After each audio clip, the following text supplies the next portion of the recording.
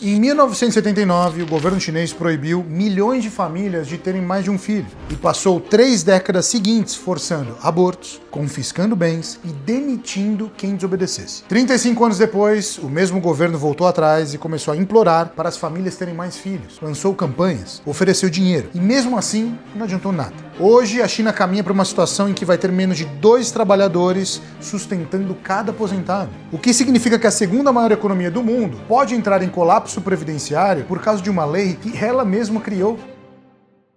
Para começar, voltamos para 1950. A China acabou de sair de décadas de guerra civil e o Partido Comunista tinha assumido o poder em 1949, tentando reorganizar um país destruído. Nesse momento, o aborto era permitido, mas só em casos muito específicos, como tuberculose grave, anemia severa ou risco de vida real para a mãe. Parecido com aqui no Brasil. O governo viu o crescimento populacional como algo positivo, porque mais gente significava mais trabalho e mais poder. Mas entre 1954 e 1956, a lei foi ampliada para incluir hipertensão, epilepsia, profissões perigosas e mulheres que já tinham 4 filhos ou mais. Não era uma política de saúde pública. Era o Estado aprendendo a regular natalidade, testando os limites e vendo até onde ele conseguia chegar sem causar nenhuma reação. Era o ensaio geral do que viria décadas depois e o que veio foi muito maior. Em 1979, Deng Xiaoping estava abrindo a economia chinesa para o mercado todo e o governo chegou a uma conclusão que parecia fazer muito sentido no papel. População demais atrapalha o crescimento porque menos bocas para alimentar significa mais recursos por pessoa. Foi aí que nasceu a política do filho único. Uma família ou um filho.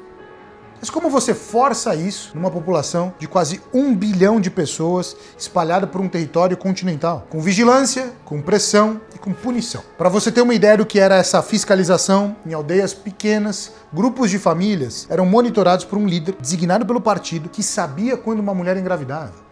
Muitas vezes antes da própria família avisar os parentes. Quando a gravidez era ilegal, ou seja, era o segundo filho, esse líder batia na porta. No início era pressão verbal, mas depois vinha o confisco de bens. E o que a família tivesse de dar para valor para o Estado mostrar que não estava brincando. E se resistia, podia ser levado à força para um aborto, um procedimento de retirada da criança. A jornalista Mei Fong, vencedora do prêmio Pulitzer, passou anos investigando esse período e no livro One Child, ela descreve a política como o experimento demográfico mais radical da história moderna. E tem um detalhe que ela aponta que explica muito do que veio a seguir. Quando você força uma família a escolher, as pessoas escolhem filhos homens. E aí, a coisa começou a desandar de verdade. No início da política, nos anos 1980, não existia tecnologia barata para identificar o sexo do bebê durante a gravidez. Então, o que acontecia era que as famílias que queriam ter um filho homem e tinham menina, às vezes, abandonavam a criança ou entregavam para adoção, o que praticamente explica a onda de adoções internacionais de bebês chineses que o mundo viu nessa época. Quase todas eram meninas. Mas nos anos 90, chegou uma tecnologia que mudou tudo. O ultrassom portátil. Pequeno o suficiente para carregar de aldeia em aldeia e barato o suficiente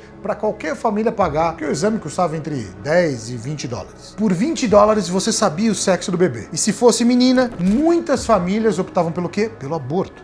O resultado aparece nos números e olha o tamanho disso. Em 2001, nasciam 117 meninos para cada 100 meninas na China. E esse desequilíbrio acumulado ao longo de décadas criou o que a demografia chama de mulheres desaparecidas. O economista Amartya Sen, ganhador do Nobel, estimou que havia cerca de 100 milhões de mulheres que nunca nasceram, foram abandonadas ou abortadas em toda a Ásia por conta dessa dinâmica e na China, especificamente o censo de 2021, revelou 35 milhões de homens a mais que mulheres. O governo queria controlar o tamanho da população. E conseguiu, mas criou junto um desequilíbrio de gênero sem precedentes na história humana. E esse nem era o maior dos problemas que estava por vir. Em 2015, a China anunciou o fim da política do filho único e pela primeira vez em 35 anos, o governo admitiu que precisava recalcular a rota porque a China estava envelhecendo rápido demais.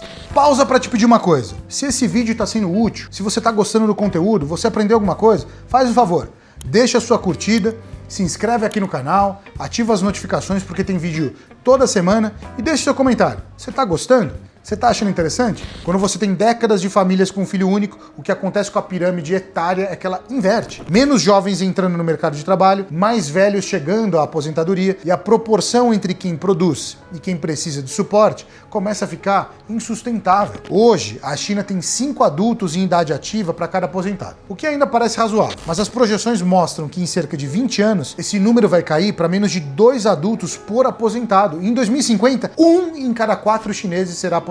Para você ter uma ideia do tamanho disso, a população total de aposentados que a China vai ter, se formasse um país independente, seria a 3ª maior do mundo. E o pior é que a escassez de trabalhadores para sustentar essa população não foi um acidente, foi uma consequência direta de uma lei que o próprio governo criou. Em 2016, o governo passou para a política de 2 filhos e depois para 3 filhos em agosto de 21. Lançou campanhas de propaganda pedindo para as famílias terem mais crianças e algumas cidades passaram a oferecer até incentivos financeiros. As famílias disseram não. As mulheres chinesas, especialmente nas cidades, conquistaram acesso à educação e ao mercado de trabalho em proporção muito maior do que as gerações anteriores. Em parte, como consequência da própria política do filho único, que fez muitas famílias investirem tudo em uma filha única. Essas mulheres olharam para o custo de vida alto, para as jornadas longas, para a estrutura de cuidado com os filhos, que sempre vai recair desproporcionalmente sobre as mulheres, e calcularam que não valia a pena ter filhos. A média de abortos entre 2014 e 2018 continuou em 9,7 milhões por ano, isso mesmo depois dessa política ser flexibilizada. Em 2021, o governo chinês lançou um plano de 10 anos para o desenvolvimento da mulher, e dentro desse plano, quase desapercebida, apareceu uma linha ali propondo a redução de abortos por razões não médicas. A reação nas redes sociais foi imediata. No Weibo, a plataforma equivalente ao Twitter, o comentário mais curtido dizia: o corpo feminino se tornou uma ferramenta. Quando o Estado quer que você tenha um filho, você deve fazê-lo a todo custo.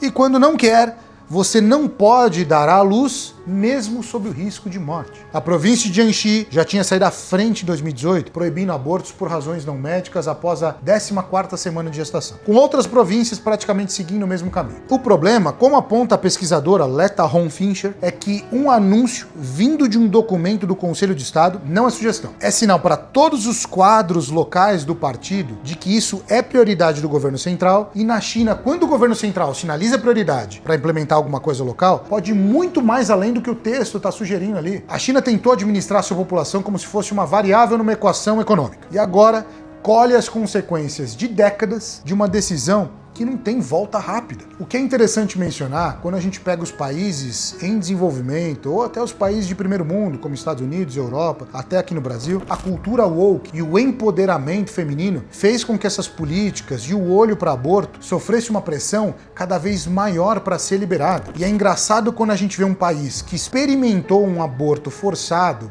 liberado, incentivado, o que pode causar daqui a alguns anos. Se já existem previsões de vários especialistas que o problema do futuro vai ser a falta de humanos, a gente não está conseguindo procriar na maneira para manter a espécie, principalmente as famílias ricas, as famílias dos países desenvolvidos. Será que uma prática dessa, incentivada, aplicada aqui no Brasil, não causaria esse mesmo impacto futuro? Será que a gente já não tem um déficit previdenciário suficiente para não adicionar essa política?